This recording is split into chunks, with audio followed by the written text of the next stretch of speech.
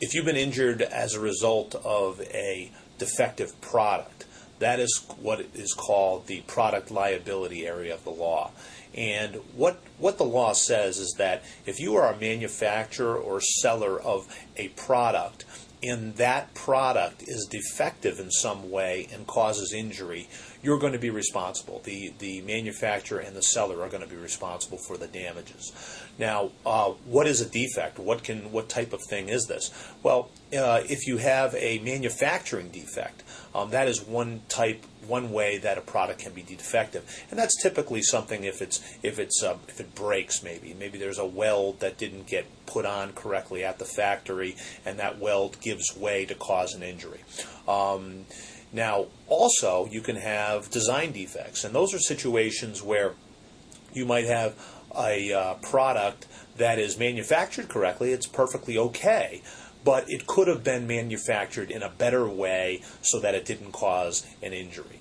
And usually on a situation like that, you would go through and evaluate the product and see what the different alternatives that were available to the manufacturer and decide, well, why didn't they do it this way, the safer way?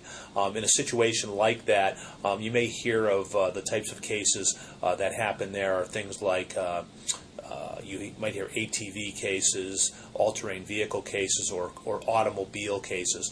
Sometimes you'll have a situation where an SUV will, upon impact, roll over.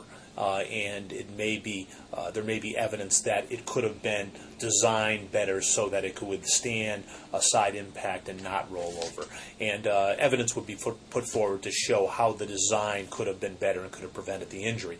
So those are the types of cases that would be involved in a design defect. The important thing on a product liability, if you've been injured as a result of a product, is to basically get an attorney on very quickly. One of the things that's really important from my perspective is to secure the product, save the evidence, get it evaluated, and see whether you have a case or not.